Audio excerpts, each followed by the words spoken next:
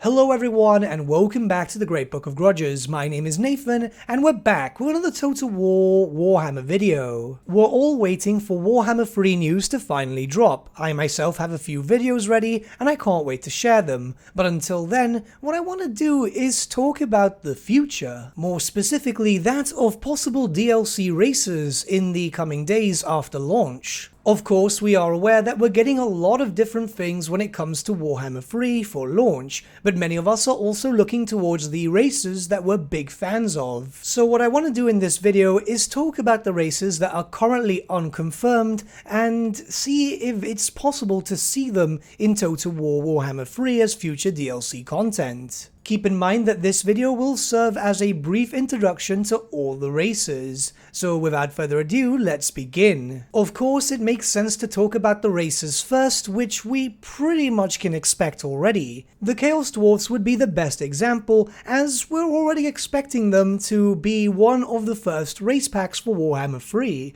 In fact, many of us really do believe that it's going to be the pre-order incentive. A common misconception is that they'll play very similar to the standard Dwarfs, and yes, there could be some similarities there, as of course they are from the same race, so we're expecting heavy artillery and gunpowder, and also very strong dwarven infantry. But that's where it starts changing, as obviously the Chaos Dwarfs have a little bit more to their roster. Access to magic makes them fairly powerful. Not only that, but they have access to monstrous infantry, more in the style of demonic style units, and of course a horde of hobgoblin servants. It's safe to say that aesthetically and roster style, the Chaos Dwarfs will actually be fairly well rounded and have a lot more options than, say, for example Bretonnia or even the standard Dwarfs. Their power level was always considered to be quite high in Warhammer Fantasy Tabletop, where in 8th edition, through the Tamukhan expansion, they were one of the strongest armies. But then again, keep in mind that they were a Forge World army, so you're basically paying to win. It's just one of those things, and I assume that they more or less will act in the same way in Warhammer 3. Of course, we have to also take into account that the Chaos Dwarfs territory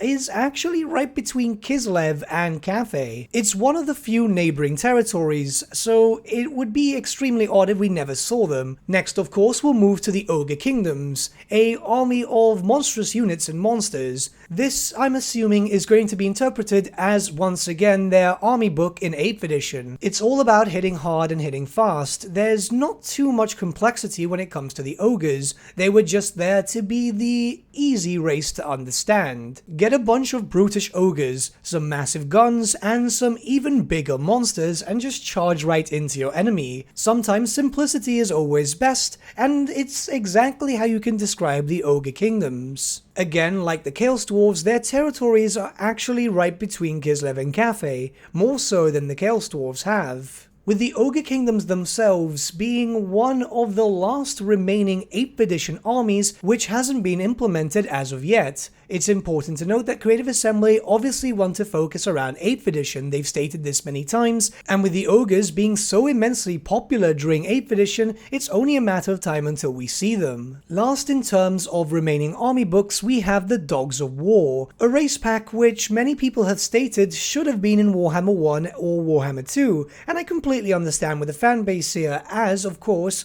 the Dogs of War main bases of operation are around the territories of Game 1 or Game 2. Though looking at it from a design point of view, it makes sense as to why they haven't been added yet. The fact of the matter is that the Dogs of War are a mixture of loads of different races in the Warhammer Fantasy world, and that also includes races which haven't been implemented yet. A good example would be the Ogre units from the Dogs of War. They'd want to wait to add in the Ogres officially before adding in the Dogs of War themselves, as what this race essentially is a reskin pack. Yes, that might not sound like the most exciting thing, but in the tabletop that was actually really thematic. You'd be able to field armies in a very different sense. Of course, you would then have unique units, those from Tilia, Estalia, and the Border Princes, but what mainly got people to play them was actually the fact that it was a mixture of so many different races and factions. It's only a matter of time until we see the Dogs of War, in my opinion. The last time they had an army book was 6th edition, I believe, but they were quite popular. but that's actually every remaining army book faction, which is actually kinda weird, isn't it? There's not much left. We've had so many different races introduced into the series already that it just feels like we're coming to the end. In fact, yes, we are, but you know what I mean. Though there is more potential here. You see, of course, since Warhammer 3 is the last game of this trilogy, it's very likely that Creative Assembly and Games Workshop are going to want to milk this for everything that it's worth. And I'd say it'd be very disappointing if they didn't at least try, especially since there are a multitude of different races, factions, and cultures in the Warhammer Fantasy world which never received an army book. But since the confirmation that Kislev is going to be a playable race and faction in Warhammer 3, I'd say that anything is really possible now. So let's look at a few of the different races and factions and see if they could indeed be possible. Keep in mind, just like the other army book races, I'm not going in order of preference or importance. I'm just simply going by the races as there is a lot to cover. First, we'll look towards the Kurgans, a race of nomads and horse archers. They're very similar to that of the Huns of our own world. The Kurgans were never their own official faction, and they were only really represented as a playable faction in a sense through the Tamokhan expansion pack for 8th edition. However, it's important to note that Norska were never really their own faction too, so it's entirely possible that we could see a Kurgan race pack. I've seen a lot of people say that the Kurgans should just be implemented into Norska, though from a lore perspective, it doesn't really make too much sense. Both Norska and the Kurgans are their own separate cultures. That's kind of like adding in the Bretonnians with the Empire in the same roster. It could be very interesting to see Creative Assembly's take on the Kurgans, where their race pack could also work like Norska in a similar sense. They'll take a few units directly from the Warriors of Chaos, and then have their own unique stuff to make them more unique. I'd say they're not very high on the list of importance, but it would be cool to have a completely different style of army when in regards to Chaos. Horse-based, mostly skirmishing cavalry, it's like evil Bretonnia in a sense, and that would be kinda cool. Cool factor obviously comes into play for a lot of things regarding Warhammer. Next, we'll look towards the Kingdom of Ind. So Ind is essentially Warhammer India, and it's one of those races of the Warhammer fantasy world which I never really expected to eventually come in. Though again, the inclusion of Cathay kinda opens up the door, like I said, and Ind is one of those places which has a lot to be desired. While in truth their lore wasn't really too fleshed out, however, it could be said that they have just as much or even more lore than Cathay. There's a potential that Ind could be an interesting race pack. We know that there are very intelligent beastmen over there, known as the Tiger Men of Ind, who also actually take part in diplomatic relations with the people of Ind. Those of you watching this video which are aware of beastmen lore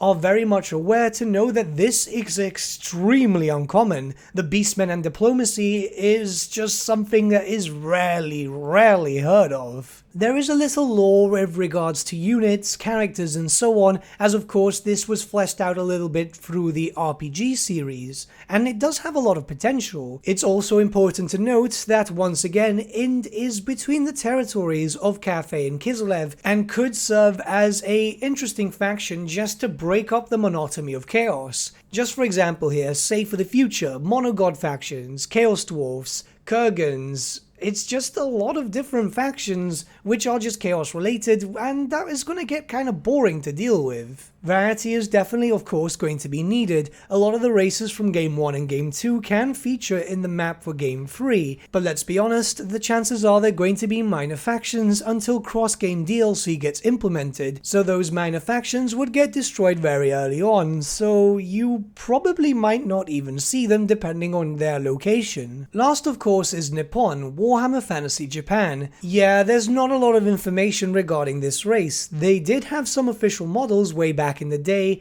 but a lot of them were shared with Cathay. It was one of those races which was never really fleshed out. Games Workshop had the tendency, with all honesty here, of introducing different races and factions and then just completely forgetting about them. Not only that, but heroes too, but that's a topic for another day. There are nations to the far east of the Warhammer fantasy world, quite isolated, but there's a potential here to have a kind of fun playstyle, very similar to that of the Vampire Coast, where you can harass coastal borders of other races and factions. And once again, the argument still stands where we need some variety versus all the different Chaos factions. It's just really well needed, as it will be a palate cleanser. That's pretty much all the races that we can more or less expect. I do hope that they make their appearance in Warhammer 3. Of course, there are other races and factions, such as, for example, Araby and Albion, though Albion looks like it's not going to happen because, well, Rakarth is there now. He could be moved, but there's not a lot of space in that small island, and Araby just seems like it's never going to happen. We also have to take into account that the areas of Albion and Araby are going to be featured, yes, but those are going to be in the Mega Mortal Empires campaign, and you'll only have access to that if you have Game 1, Game 2, and Game 3. I suppose it could be possible they could have a race pack which needs to have all 3 games? I don't know how that could work. I think something like that would draw a lot of fire from the community. But with all the races discussed, what would you say you're waiting for the most, or at least hoping they get implemented? Also, are there any other races which I haven't mentioned which you feel should get implemented in Total War Warhammer 3? Let me know your thoughts in the comments below, and let's start a bit of a discussion. Also, before we end this video, yes, I am aware that I haven't mentioned Nagash and a possible race pack for him, but I wouldn't really class him as a race pack, as he's pretty much just a hybrid between the Tomb Kings, Vampire Coast, and Vampire Counts, if they go by the End Times lore at the very least. But with that, my friends, we've come to the end of our video. Thank you so much for watching. If you did enjoy the video, might I suggest giving the video a like, or even subscribing to the channel, as it really does help us out.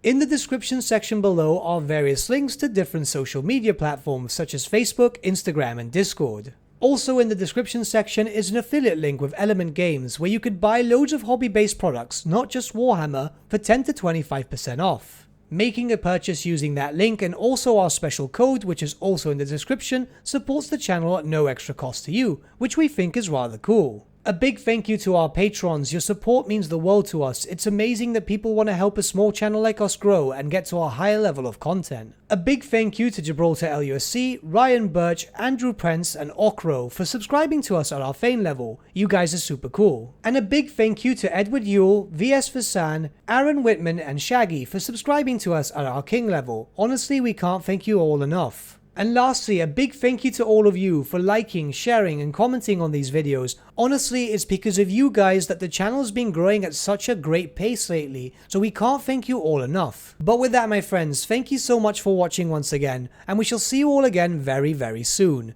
Have a good day.